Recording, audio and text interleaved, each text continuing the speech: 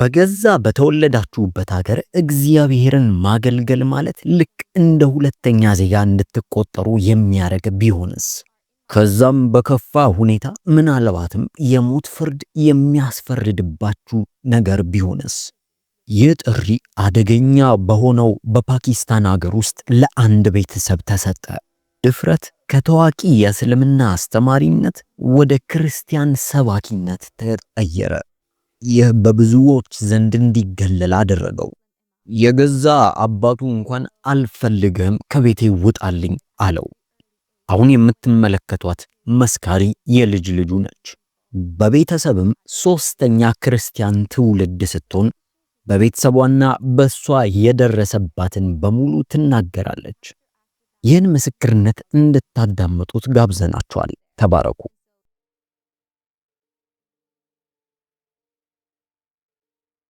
ፓኪስታን ሙሉ በሙሉ የሙስሊም ሀገር ነች ማለት እንችላለን። ከ240 ሚሊዮን በላይ ህዝቦች የሚኖሩባትና ከዛም ውስጥ 1.2% ብቻ ነው ክርስቲያን የሚገኘው። በቀላሉ በቃ ክርስቲያኖች ልክ እንደ ሁለተኛ ዜጎች ነው እዛ ሀገር ውስጥ የሚቆጠሩት። ማለትም ለብዙሃኑ የሚሰጠው እድል ለክርስቲያኖች አይሰጥም ማለት ነው። በአገሪቱ ውስጥ ብዙም ቦታ ከሌላቸው ዜጎች መካከል ውስጥ ናቸው። ታዲያ የኔ አያት የሙስሊም ኢማም ወይም ደግሞ የሙስሊም ካህን ነው። የሚገርማችሁ ነገር የአያቴ መለወጥ እጅግ በጣም የሚያስደንቅና የሚያስደስት ነበር።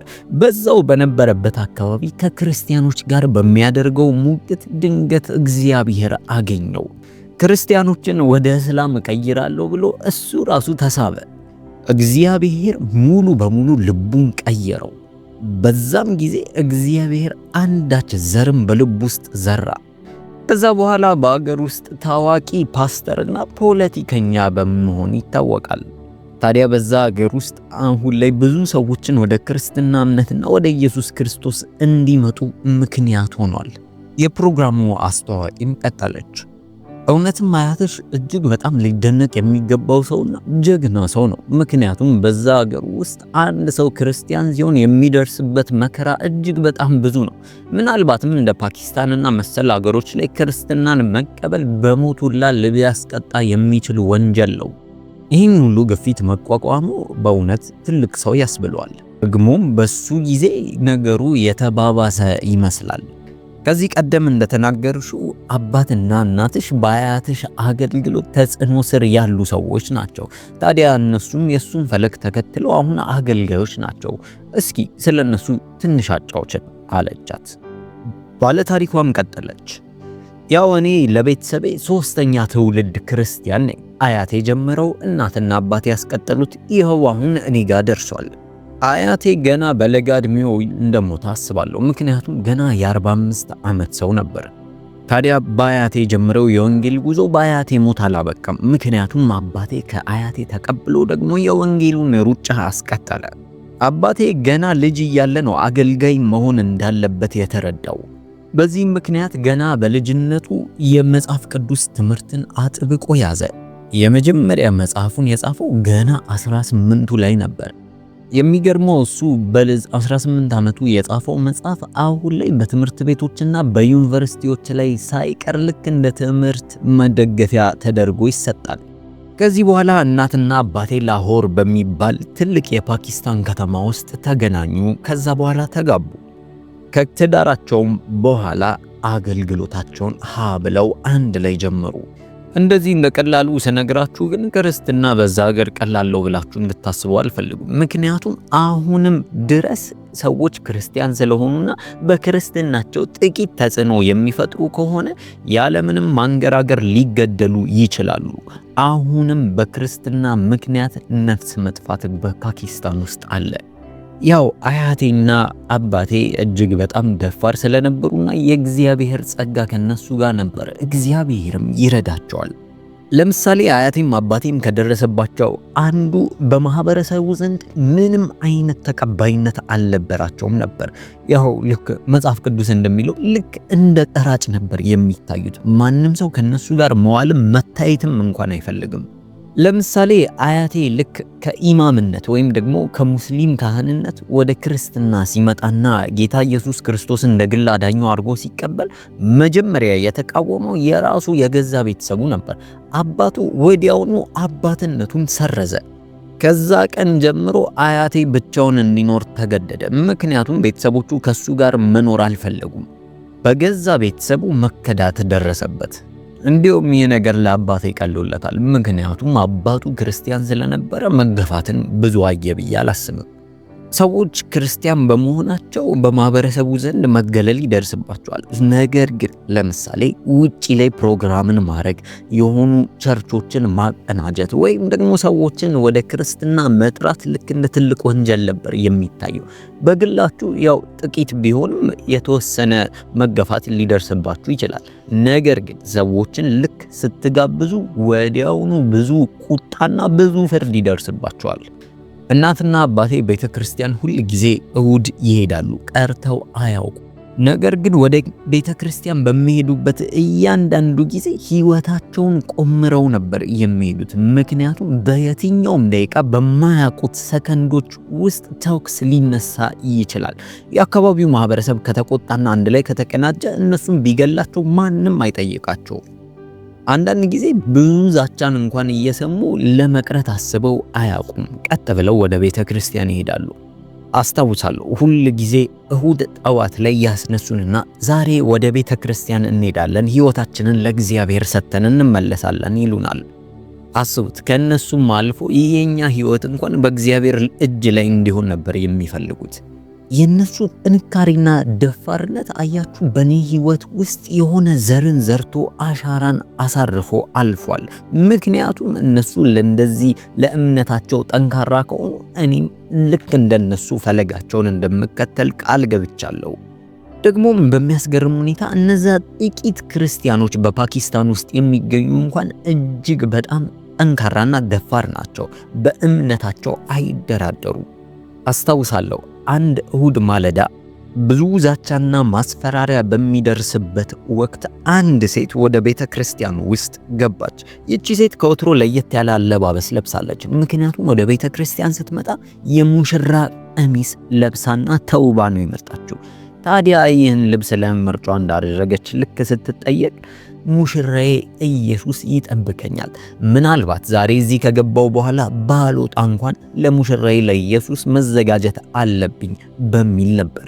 ታዲያ የሰዎቹን ድፍረትና በእምነታቸው ላይ ያለውን እምነት ስመለከት የበለጠ አደፋፈረኝ። ታዲያ ጊዜን እየተካው ሄደ። ቤተሰቦቼ ቤተክርስቲያን መትከል ጀመሩ። በእርግጥ አሁን ላይ ያ በእናትና አባቴ የተከሉት ቤተክርስቲያን በፓኪስታን ውስጥ ከሚገኘው እጅግ በጣም በፍጥነት እያደገ ያለ ቤተክርስቲያን ውስጥ አንዱና ዋነኛው ነው። አሁን ላይ 30,000 ምዕመን በዛ ቤተክርስቲያን ውስጥ ያገለግላል። እግዚአብሔር ኃይልና ብርታት ሆኗቸው በዛው በፓኪስታን አገር ውስጥ 47 ቅርንጫፎችን መክፈት ችለዋል። ያው በእግዚአብሔር እርዳታ ተጽዕኖ ፈጣሪ ናቸው።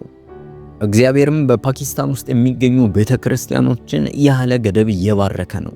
ነገር ግን በዚህ ሁሉ መሃል የሚያስፈሩ ነገሮች አሉ። ሰዎች የኔን ቤተሰቦች ኢላማ አረጋዋቸዋል አሁንም ድረስ። ምክንያቱም ሊገሏቸው ይፈልጋሉ። ብዙ ጊዜ ይዛትባቸዋል፣ እንደሚሞቱም ይነገራቸዋል። በዚህም ምክንያት ቤተሰቦቼ በመጀመሪያ እኛን ልጆቻቸውን ጥብቅ በሆነ አስተዳደግ አሳድገውናል። ምክንያቱም ብዙ ጊዜ ወደ ውጪ ወጥቶ መጫወት እንደ ሌሎች ልጆች ደግሞ ወደ ውጪ እየሄዱ መዝናናት ምናምን አናውቅም። ይልቁንስ ጥበቃችን ላይ የበለጠ አተኩረዋል። ምክንያቱም ሰዎች እናትና አባቴን ማግኘት ካልቻሉ መጀመሪያ ኢላማ ሊያደርጉ የሚችሉት ልጆቻቸውን ነው። ለዛም ለልጆቻቸው ለየት ያለ ጥበቃን ያደርጋሉ። ታዲያ እኔም ልጅ እያለሁ በዙሪያዬ የሚሆነውን ሁሉ እታዘብና እገነዘብ ነበር።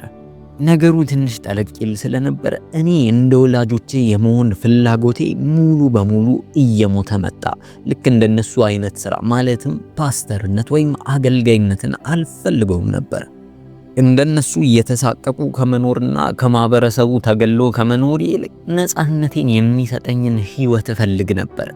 ማለትም የምፈልገውን ነገር እያረኩኝ በሰላም ወጥቼ መግባት እየቻልኩኝ ሳልሳቀቅ መኖር መፈለግን መሻት ጀመርኩ። የሚገርመው ነገር ይህ ለተወሰነ ጊዜ በህይወቴ ውስጥ ትልቅ ተጽዕኖን አምጥቶ ነበር፣ ምክንያቱም እንደ ወላጆቼ መሆን አልፈለኩም። ከዚህ በኋላ በ2018 ዓመተ ምህረት ወደ ካናዳ መጣሁኝ። በዚህም ያው የተሻለ ህይወትን ልክ እንደ ማንኛውም ሰው መፈለግ ጀመርኩኝ። የተሻለ ዩኒቨርሲቲ፣ ቢዝነስ የሚያስተምር ዩኒቨርሲቲ ፈልጌ ወደ ቶሮንቶ ገባው። በቃ የዩኒቨርሲቲ ህይወት ጀመርኩኝ። ከዚህ በኋላ ሁሉም እይታዬ ወደ ስራው ዓለም ሆነ። ትምህርቴንም ችክል ብዬ መከታተል ጀመርኩ። ከዚህ በኋላ በመማር ላይ ያለው በድንገት በመካከል ኮቪድ መጣ። ስለዚህ አብዛኛው ነገሮች መገደብ ጀመሩ። ክላሶቼ ሳይቀሩ ኦንላይን መሆን ጀመሩ። ታዲያ በዚህ መሃል ምንም አይነት የሥራ እድሎች በሙሉ ተዘጋጉ። ማረገው ግራ ገባኝ። በመሃል አባቴ በዚህ በካናዳ ከሚገኙ የቸርች መሪዎች ጋር ግንኙነት ነበረው። ታዲያ ስለ ሁኔታውም አስረዳቸውና እነሱም በቤተ ክርስቲያን ውስጥ መጥቼ ማገልገል እንደምችል አባቴ ነገሩት። አባቴም ይህንን እድል አስታወቀኝ። እኔም እጅግ በጣም ደስ አለኝ። ነገሩ ስራ ስላገኘው ነበር ደስ ያለኝ የመሰለኝ። በመጀመሪያ ይህንን ስራ ካገኘው በኋላ እየከፈሉኝ የማገለግል ነበር የመሰለኝ። በዚህም ምክንያት እጅግ በጣም ደስተኛ ሆንኩኝ። ነገር ግን ከዚህ ቤተክርስቲያን ባለራእዮች ጋር የበለጠ ማውራት ስጀምር ይህ አገልግሎት ምንም አይነት ክፍያ እንዳልነበረው ነገሩኝ። ይልቁንስ እኔ የበለጠ ጊዜን፣ እኔ የበለጠ አገልግሎቴን ለቤተክርስቲያን ማዋል እንዳለብኝ ተነገረኝ። ይህን ከሰማሁ በኋላ አማራጭ ጠቧል። ምክንያቱም ወደዚህ ስፍራ በመጣው ጊዜ እጅግ በጣም ደስተኛና ለአገልግሎት የተዘጋጀው ሰው ነበርኩኝ። ታዲያ ክፍያ እንደሌለው ሳቅ በድንገት ማውጣት እጅግ በጣም ውርደትም ይመስላል። ስለዚህ ቤተሰቦቼንም ላለማዋረድ ስል በአገልግሎቱ ተስማማውና ጀመርኩኝ። በዛም ስፍራ 1 ሳምንት፣ 2 ሳምንት፣ 3 ሳምንት እያልኩኝ እየዋለ እያደረ እጅግ በጣም እያደከመኝና ከመጠን በላይ ስራ እየበዛ መጣ። ነገር ግን በዛ ሁኔታ ውስጥ እግዚአብሔር እኔን እየቀየረኝ ነበረ። ወዲያውኑ ጥሪዬ ይህ እንደሆነ አወቅኩኝ። ስራው ምንም ያህል እንኳን የሚያደክም ቢሆንም እንኳን እግዚአብሔር ለዚህ ስፍራ እንዳስቀመጠኝና ጥሪዬ፣ ራእዬ በሙሉ የሚገኘው በቤተ ክርስቲያን ውስጥ መሆኑን አወቅኩኝ። ቀስ እያለ የሚታይ ለውጥ ነበረኝ። ያው በጊዜው በባህሪ ደረቅ ሰው ነኝ ብዬ አምናለሁ። ነገር ግን ያንን ሁሉ ድርቅናዬን ወዲያ በማለት እግዚአብሔር እውነተኛ ማንነቴን እንዳወጣ ገፋፋኝ፣ ረዳኝ።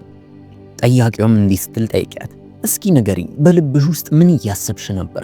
ደግሞስ እንዲለውጥሽ የገፋፋሽ ነገር ምንድን ነው? በአጠቃላይ አንቺ እንድትለወጪ ምክንያት የሆነውን ነገር ንገሪኝ አለቻት።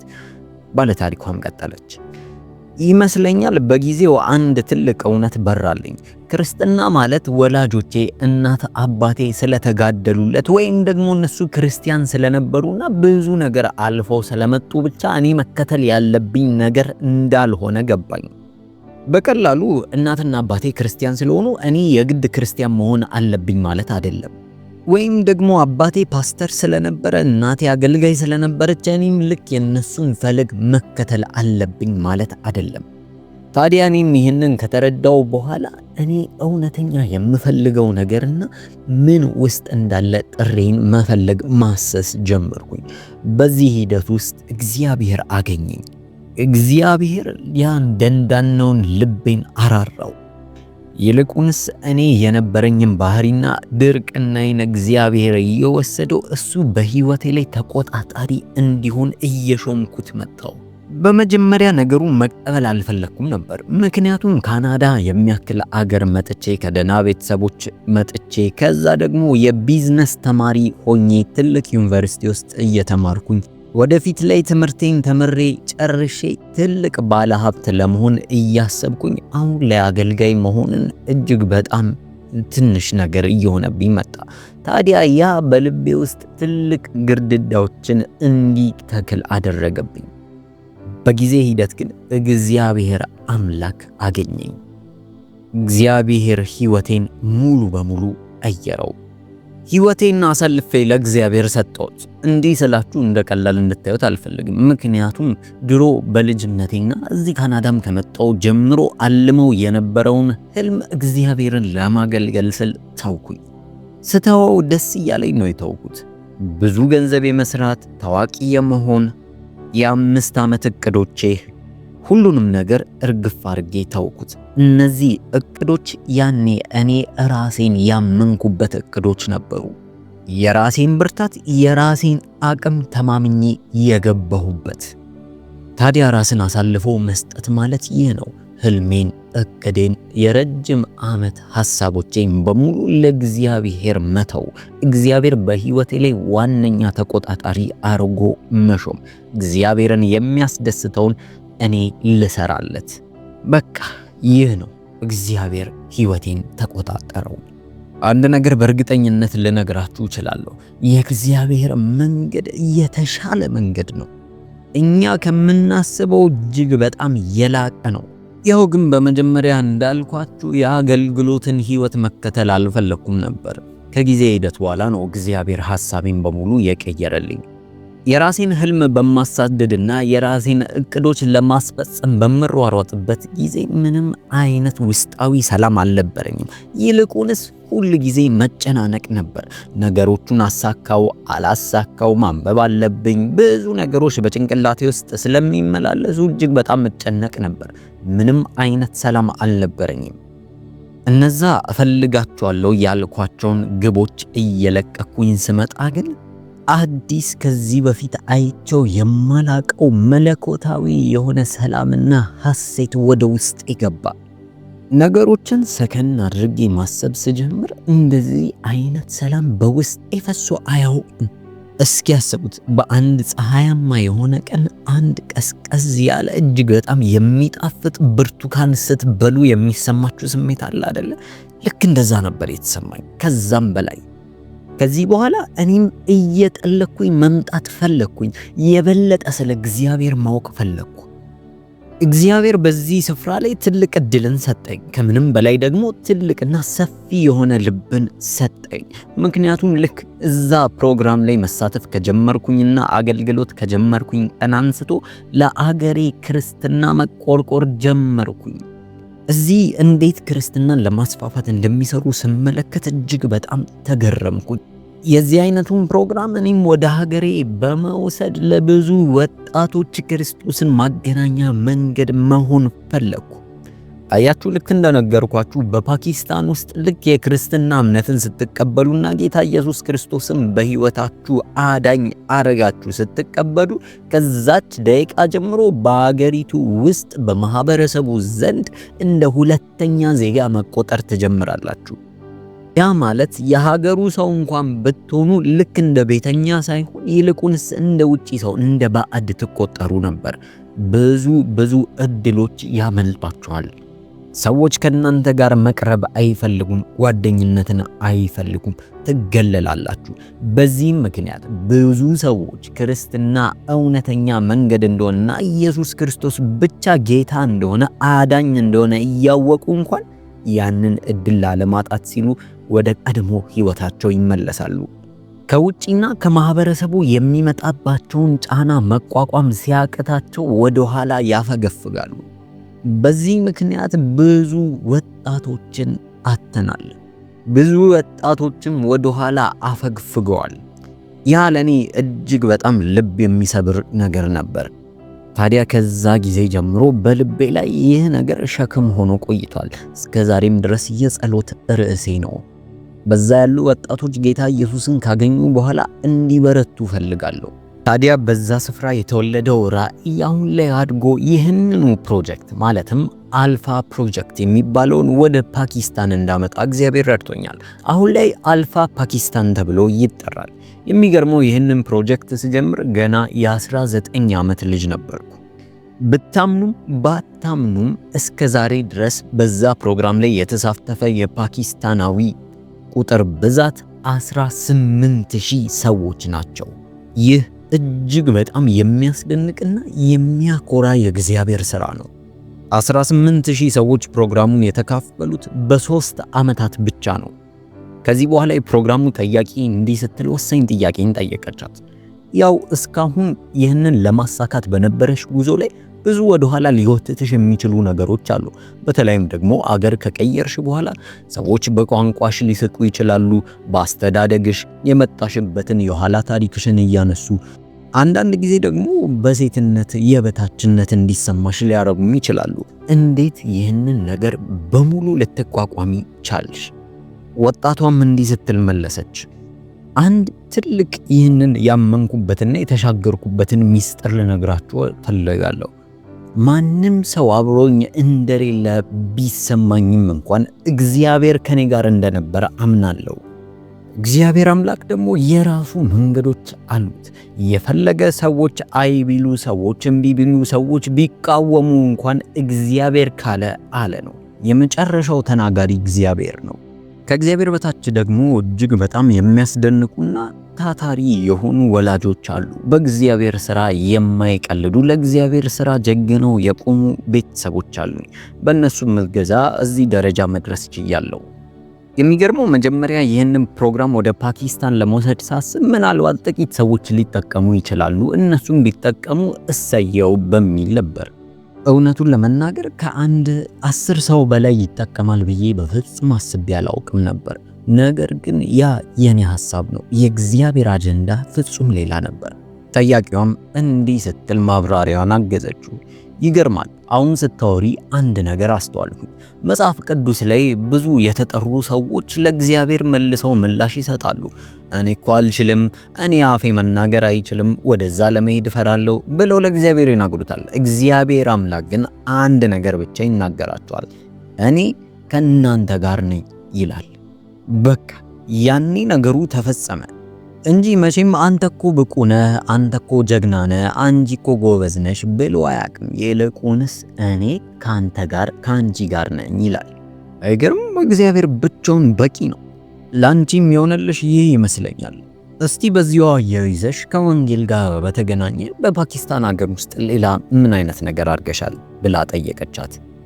አንዱ ትልቅ ያሳካውት የሚመስለኝ ነገር በፓኪስታን ውስጥ ያው እንደሚታወቀው እጅግ በጣም ብዙ የተለያዩ ቋንቋዎች አሉ። በሚገርም ሁኔታ መጽሐፍ ቅዱስ በአንዳቸውም አልተተረጎመም። በዚህ ምክንያት ብዙ ወጣቶች፣ ትላልቅ ሰዎች በተለይም ደግሞ ቋንቋን እንግሊዘኛ ቋንቋ ወይም ደግሞ ከፓኪስታን ውጪ ቋንቋ የማያውቁ ሰዎች መጽሐፍ ቅዱስን የማንበብ ችሎታ ወይም ደግሞ መጽሐፍ ቅዱስን የማንበብ እድል የላቸውም።